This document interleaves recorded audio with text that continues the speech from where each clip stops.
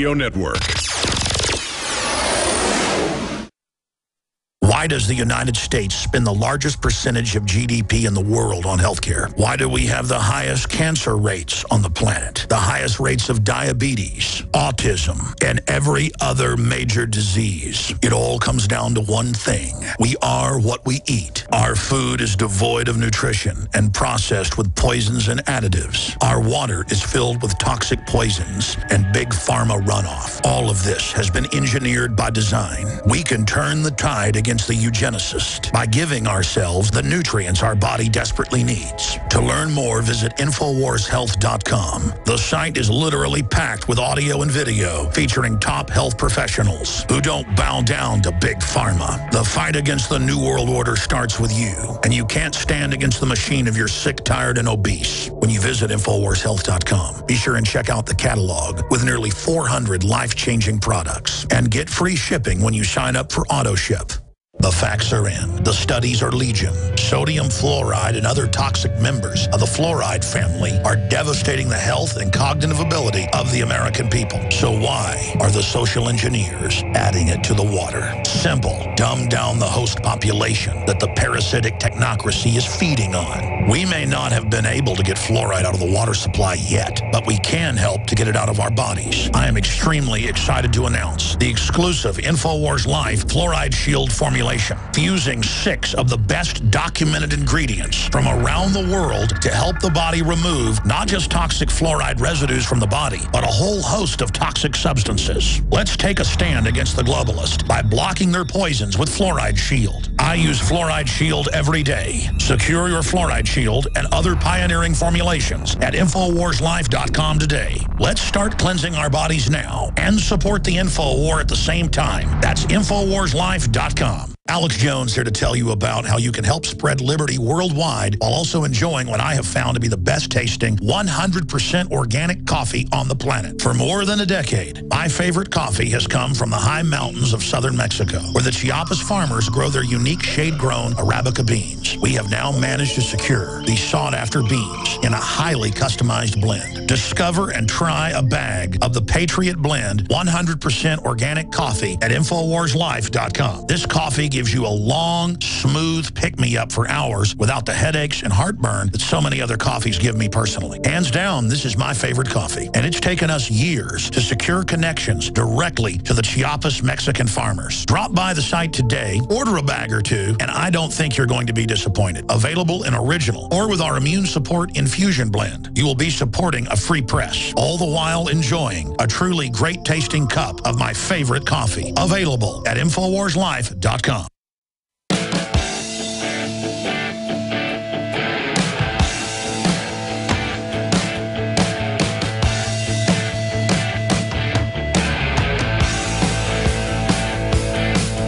We now take you live to the Central Texas Command Center and the heart of the resistance. It's Alex Jones. Michael Maloof, senior staff writer at WorldNet Daily, high-level former Office of the Secretary of Defense analyst and advisor, joins us to talk about EMP and what a serious threat it is. But let's say we're not worried about some rogue corporation group, Iran, North Korea firing an EMP. What about other groups doing it? And then you've got the sun involved, and we know going back in the last 100 years, there have been other EMP events that have melted telegraph wires, you name it. But we haven't had a big event since we became fully industrialized the last 60, 70 years. I know the Pentagon did some tests with EMP themselves back in the 60s with high-altitude nuclear testing. But undoubtedly, the science is settled, to use an Al Gore-type phrase. The point is they know that EMP is a serious issue, and I don't really see any time or energy being spent on it. So recap for us, I'm going from memory here, Michael.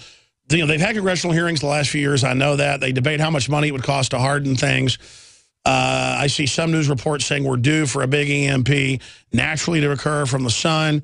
I mean, what's the bottom line on this? And then what would it look like if we did see a lot of the power knocked out in the U.S.? I've seen some research papers saying that we may never get the power back on for a long period of time and that we would see societal level collapse.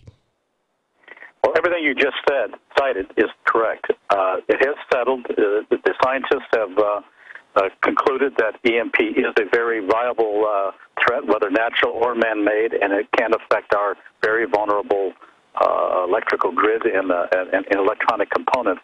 Everything that we rely upon and take for granted today in our highly industrialized society.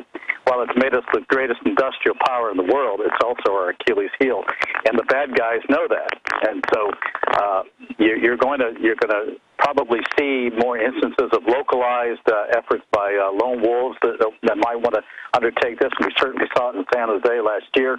I reported on it back in July of 2013, but it didn't resonate. I mean, I was talking to former CIA Director James Woolsey, and he made mention of this, and nobody picked up on it. And here you had something not exotic at all, in which people were firing AK-47s into transformers to cause the coolants to knock down. If you hit strategic transformers and you knock out the coolants that keep those transformers humming, you're going to have blackouts, and it could take weeks and months to happen. But if you have a large-scale high-altitude nuclear explosion, or even a massive solar flare from a direct hit from the sun, it could take years to recover, and certainly many months. And it's only the latest estimates I've seen on what it would take to do this is anywhere from maybe no more than $20 billion at most.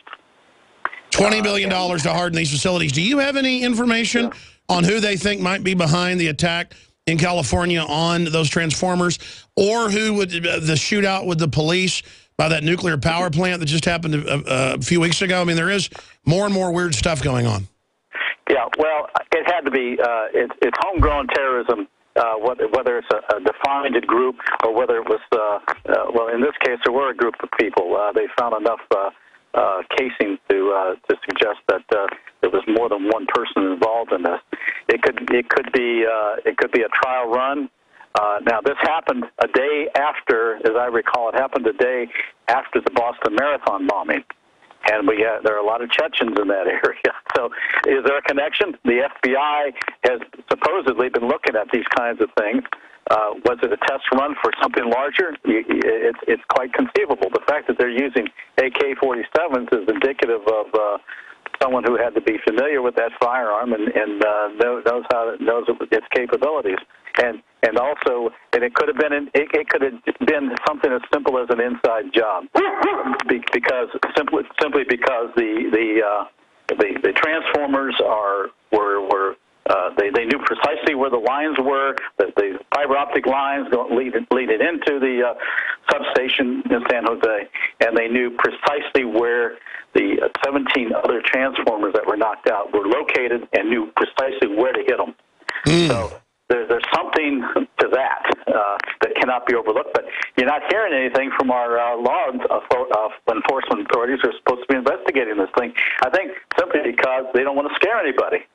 They don't. If it was a foreign activity, could it have been a cartel? I don't know. Sure, and they don't want any foreign. I was about to say cartels is who I would think, because that's a real group that's actually kills police all over Mexico, and now they've been having some setbacks. So you've seen them try to sabotage the police station in L.A. That's a whole other issue. Do you expect that drug war, that hot war in Mexico, to really pour across our border? Oh, it already has, it easily could, because the drug cartels have been able to get into some of our largest metropolitan areas. I live in Reston, Virginia, and we have MS-13 right here, right across the way in Herndon, Virginia, and this is right outside the nation's capital. So they're unbelievable. They're in the big cities for sure, and certainly down along the border areas. And I think there was an episode recently where there was a major firefight using 50 caliber machine guns, hand grenades, and our border patrol people had to basically shut down the border because out of concern that it was going to be overflowing into it was in Arizona, that it was going to be overflowing into Arizona itself. So there was an alert by the local sheriff down there. I did a story on it, come to think about it. And it was Michael, let me shift gears and we'll get back into EMPs and the book, A Nation Forsaken, available at worldnetdaily.com, WND.com.